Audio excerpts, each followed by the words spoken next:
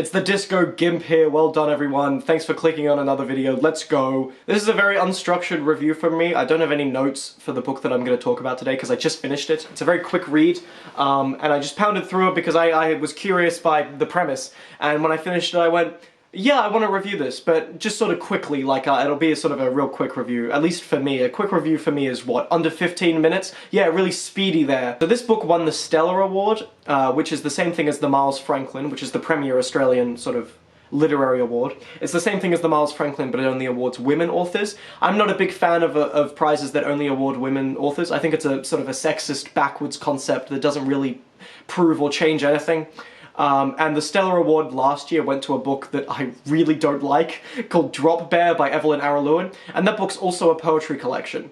And the book that we're going to talk about today is the most recent winner for this year of the Stella Prize, and it's called The Jaguar by Sarah Holland-Batt. So if we just want to talk about the previous winner, Drop Bear, for a second, that book is a poetry collection about, I guess, Indigenous experience, but the main thing I took away from that book is that it seemed totally unaware of how to use its different sort of poetic concepts or poetic styles. It would, every now and again, it would switch from Rupi Kaur style to really sort of dense paragraph style, and every time it did that, it didn't feel like the Rupi Kaur style improved from being the Rupi Kaur style, and the really heavy block stuff improved from being like that. It didn't feel like it was utilizing the style properly, and every time you use the Rupi Kaur style stuff, it would space the words really far along the page, but not all the way to the end, so it would be like halfway across. I'll just show you an example of a page of what it looks like, where the words will be most of the way across, but not all the way across, and I'll be like, okay, if this is such a purposeful book that it can win an award, why is that word there and not one space further to the left? Or one space further to the right? Why is it specifically there? When you do poetry, everything has to have a point. Everything has to matter that you've written it the way that you do. So why is that specific word there? Why is it not here, or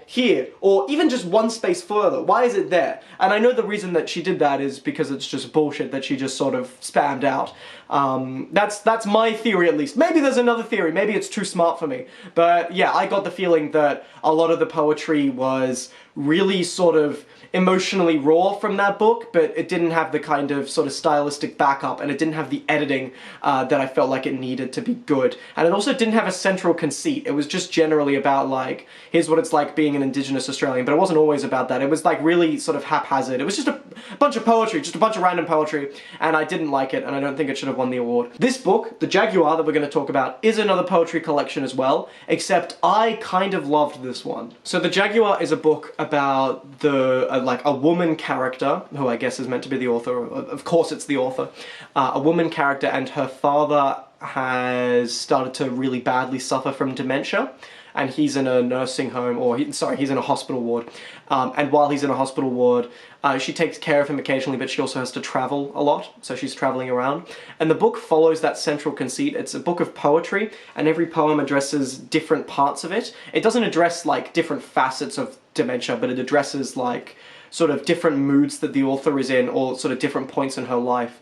And I found it incredibly moving, like unbelievably moving. It's really, really good. I don't have a lot to say about the poetry in general because I didn't take notes.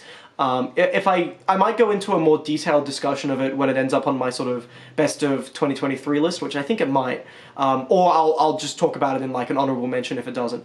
But yeah, everything about it, I was loving its commitment to its central conceit, its central concept about this is a father who's dying from dementia. Every single poem feeds into that, and more importantly, every single stylistic choice fed into that. When the book started getting more, when there's certain poems that are more sporadic or sort of smaller lines, like a Rupi Kaur poem or something like that, where the writing is really short and sort of spaced out a lot, that felt really important that it was doing that, and it emphasized the points of the book because the point of it was really clear. And any more kind of abstract thought stuff you put onto it is meat on the bone, but as long as you can see the bone, you're still following the book really easily. Whereas something like Drop Bear doesn't bother like doing any of that. It just spams you with a bunch of shit.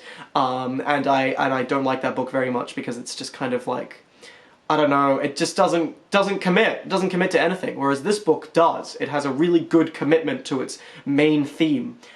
The first half of this book is more directly about the father in the nursing home and the father going through some really difficult times. He's crying about Winston Churchill at some point. He's kind of coming in and out of sort of lucidity. He's not all there all the time, but every now and again he is. And it describes the hospital ward that he's in quite sort of specific terms as well. And that's kind of the first half of the book.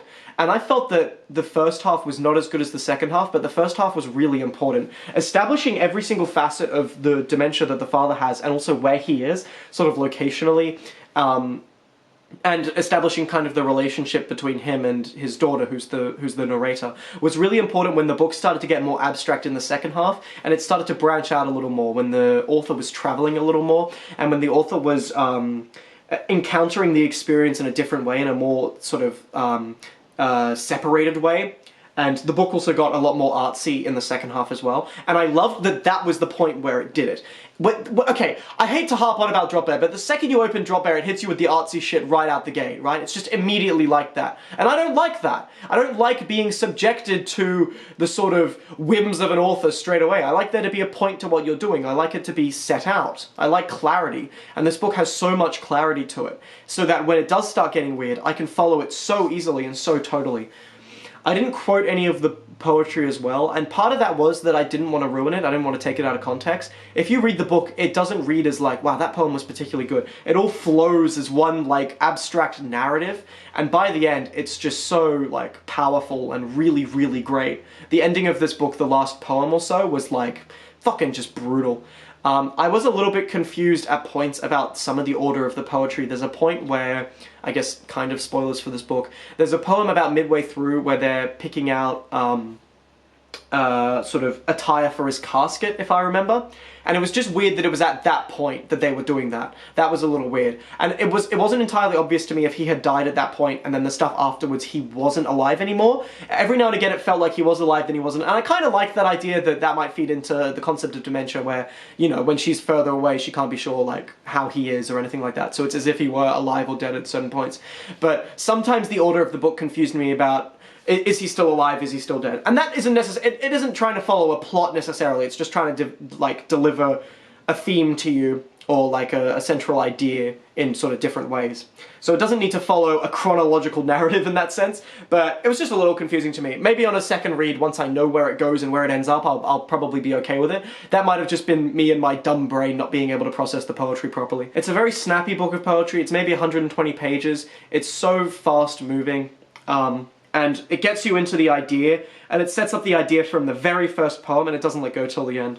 And everything in between is so, like, moving and elegantly written. I'd use the word elegant. It's not quite, you know, I'd compare it to, like, Transtromer. That's the kind of author I'd compare some of the lyrical writing to. It reminded me of him. Independently of the sort of emotion of it, the writing is really good. Sometimes it isn't. There are some poems that aren't as good as others. Again, I haven't quoted specific examples, but I can remember points where I was like, I don't know about that, that took me out a little bit. But every now and again there was a poem that was just so totally absorbing and so unique that I was just like, fuck yeah, this is fantastic. And the author's voice was so clearly established and her relationship to everything was really well established, which is important. So yeah, in summary, I recommend you check it out. It's a quick read. It's not an emotionally light read. It's quite a hard read, but it is short. Like you can read it pretty quickly, and it takes a while to digest though. It's taken me a while to digest too, and I definitely want to read it again. But I loved it, and it's a very, very worthy winner of this Stella Prize that I don't think should exist. So if you guys want to read an Australian book from this year, I guess that's my recommendation. We'll see how the Miles Franklin shortlist goes, or the long list, I guess that comes out soon. I might read and review some of the Miles Franklin books, because I love Australian literature, how can I not?